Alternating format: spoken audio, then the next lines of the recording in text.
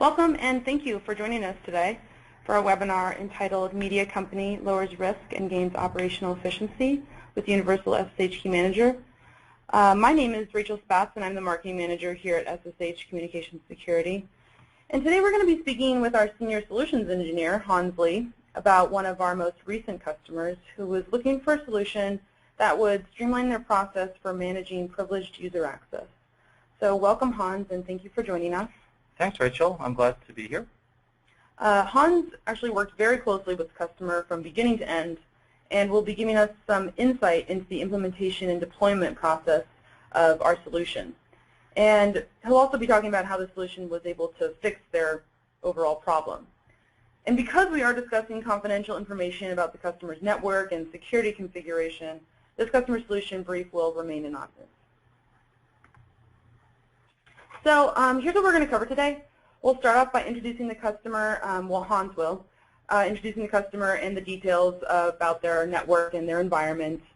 Then Hans will take us through the challenges that the customer had and the requirements that they brought to us when they were looking for a solution and why they decided to choose SSH as their solution provider. Then we'll discuss the implementation and deployment of the Universal SSH Key Manager solution and the benefits that this customer saw after the solution was up and running. And I'll close with a little overview of our company, and we should have plenty of time for some questions at the end. So if you do have any questions throughout the presentation, please feel free to enter them in the little question box on your GoToMeeting dashboard pop-up, and we'll address all of those at the end. And with that, I'll hand it off to Hans, who will get us started. Hans, can you first start off by telling us a little bit about your role at SSH, and then talk about the customer in this specific case study and the problems that they had? Sure, Rachel. My name is Hans Lee, and I am a Senior Solutions Engineer with SSH Communications Security, and my focus is on new business development for customers such as this media customer. In terms of proof of concepts, troubleshooting, and rollouts, this customer in particular is a huge media company, heavily involved in the print, online publishing, as well as broadcasting. As you can see in the slide, their environment consisted of over 480 servers. They're running OpenSSH, and there are in excess of 6,000 user keys, all running virtually and in the cloud. So the problem faced, they were struggling with manual processes for their key exchanges. It was very time-consuming, and of course the human error fell into play here. And of course, ultimately, this results in affecting developer productivity. In terms of security, they had no control over their key exchanges. There was inconsistencies in their key removal and their policy enforcement. And to top it all off, they had over 50 systems admins that were out there creating keys and key exchanges. Some common issues. So what were some of the requirements that they were looking for in a solution? Well, first of all, they had to address the overhead. They needed to reduce overhead of key creation and reduce time to have their keys provisioned. Additionally, and very importantly, the centralization of their SSH management.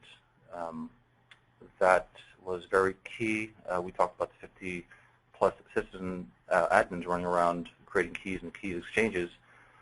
So we also satisfied the requirement of the automation of their key setup, provisioning, removal, essentially their complete key management lifecycle development. The other aspects of their requirements in terms of their internal corporate security policies that dictates the revocation, expiration, and usage restrictions. The usage restrictions we're talking about here are forced commands, which we'll see shortly in a slide. Other requirements revolved around their auditing and reporting and discovery for SOX and other internal compliance requirements. There is the requirement for multi-platform. They are running primarily Unix and Linux servers. However, their remote employees are running with Mac and Windows clients, so we had to provide a solution support for them as well. Ultimately, non-disruptive. It had to be transparent to the users in their day-to-day business processes. So this actually led them to our solution, the Universal SSH Key Manager. It was selected because it was the only solution that could meet their requirements in terms of discovery, as we had mentioned earlier. Where are the keys in the environment? Who owns them? Where are they being used for, and when? The key management requirements in terms of automated lifecycle, key discovery, key replication, key provisioning, etc. Additionally, the monitoring and reporting for compliance requirements. Ultimately, SSH Communications has the expertise in this field of protecting data in transit, as well as the experience and a proven track record, which all led them to selecting our solution. Excellent. So now let's talk a bit more about the solution. Can you tell us about the implementation? Sure. Well, as you can see in the slide, it's broken down into some steps here. First, we did a read-only scan to discover how many keys are out there in their environment, where they're located, and who owns them, as well as identifying any key exchanges resulting in trust relationships. This is read-only, as well as the subsequent step, which is called monitoring. It's a passive scan to determine which keys are actually being used and where they're being used from. The next stage is where we start to actually address some of their challenges in terms of remediation. So first of all, we had to adhere to and enforce policies in terms of key usages, lifetimes, revocations, and removals, and provide the proper auditing and alerting. And then the real work came down to the key centralization. We centralized keys to root-only owned directories, at which point the environment is level set.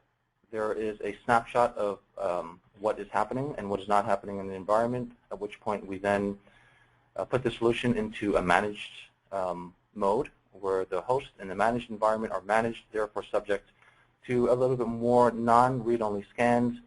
Now we're talking about key activity.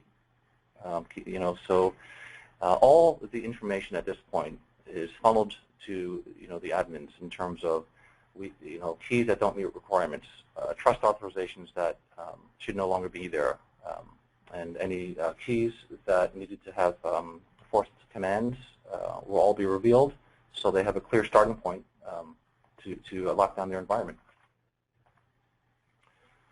So this slide shows, okay, so we have our users and we have our resources.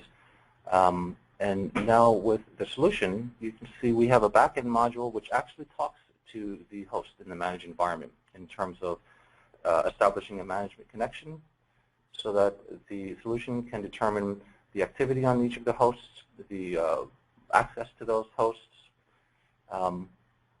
The hosts have, okay, so here, if you look over to the right, there are two types of management connections, an agent-based protocol connection and an agentless, and this was important to the media company.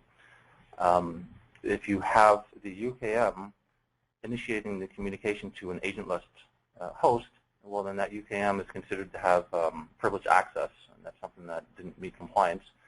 So the solution provided them an option to run agent-based hosts in terms of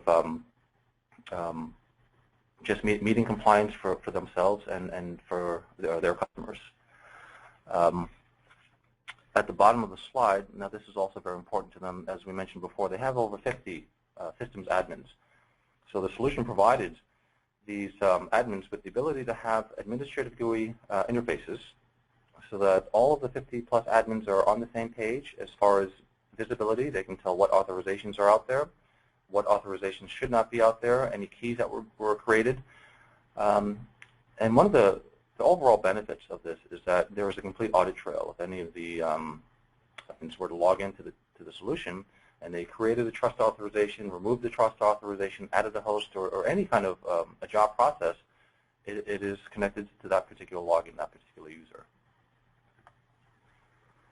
Okay, so let's talk a little bit about their before and after situation. So they were ultimately using PuttyGen to generate keys for their Windows users, who would then email their public key to their sysadmins. Their sysadmins would then add the public key to the user accounts with NFS-mounted home directories, and then the user account is subsequently added to each user server that they need access to.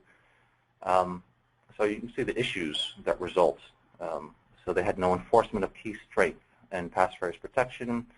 Keys were never rotated, rarely removed. As the years go by, people come and go, and I've noticed when I was on site there that the engineers set out a sandbox environment of their production, and they were just standing up and scratching their heads, and they realized that they would have a lot of unknown key exchanges out there. They didn't realize how many and how quickly that they would be prevalent in the scan output.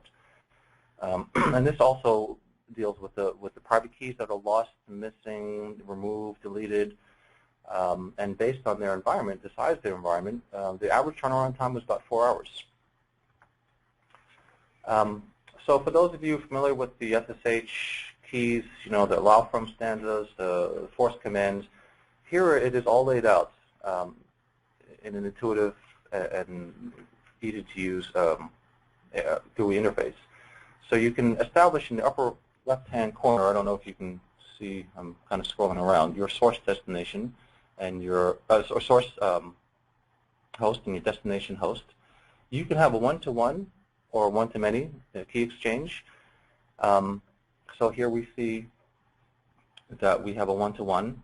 Bob's accessing an account, Cindy's account on this host.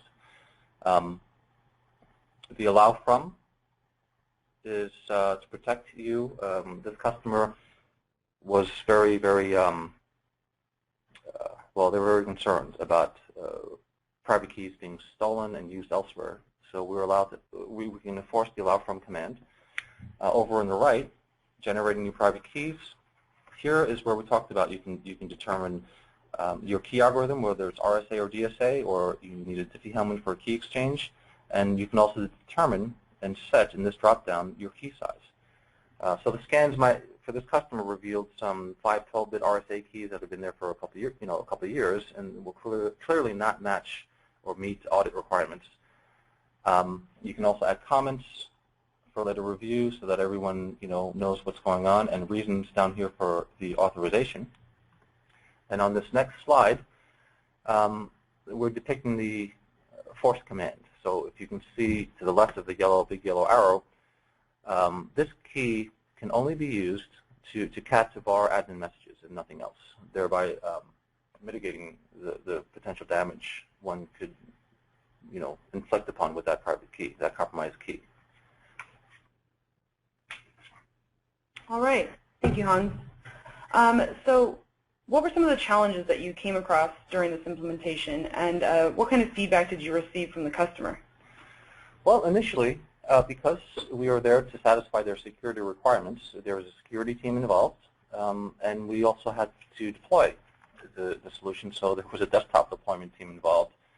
And all of the nice bells and whistles that the deployment team would like to see so that they can easily deploy the templates out to the employees did not meet or satisfy the requirements of the security group.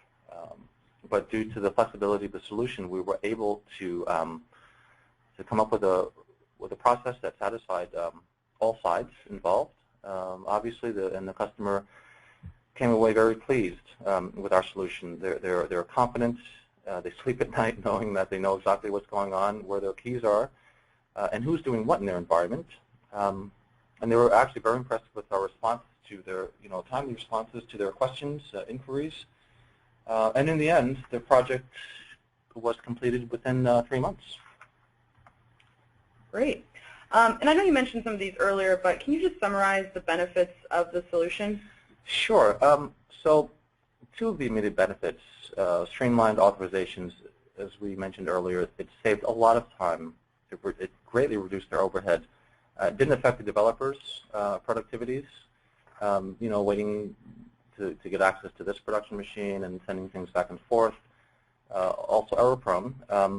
The other benefit is that they have the visibility.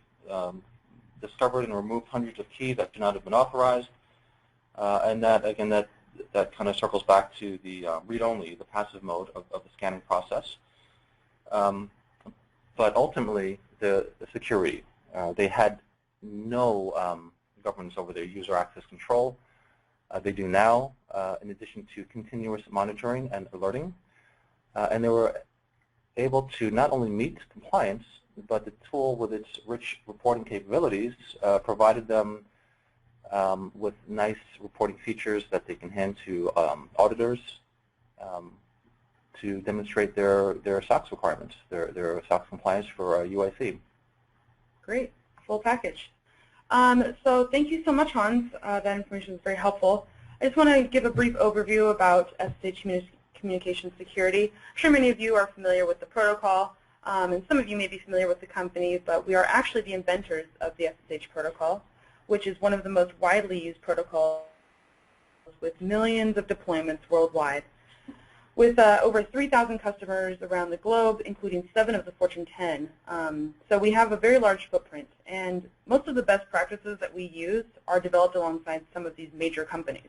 So we're really able to leverage a lot of different user cases and thought leadership into our products and how we deliver them. The SSH protocol has been a trusted source for many years.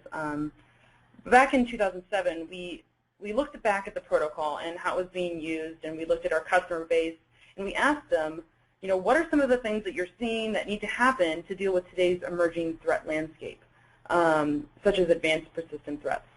And what are some operation issues that you're coming across frequently? And out of that inquiry came this new concept of a platform-based approach to secure shell deployment, management, monitoring, and data loss prevention. And we work with various industries, obviously media companies, and along with energy and utilities, government, financial, retail, and healthcare. So we work along various verticals. And that about wraps it up. So nice and short and sweet. I will now open up the floor to any questions that people may have. We really appreciate you attending this webinar today and hope it provided you with some insight into a very common challenge in large SSH environments. Thank you again to Hans for being here and giving us kind of a behind-the-scenes look at the deployment of the solution. Thank you, Rachel. I'm glad to be here. Okay, and let me just take a look to see if we received any questions. I know it was a very brief presentation.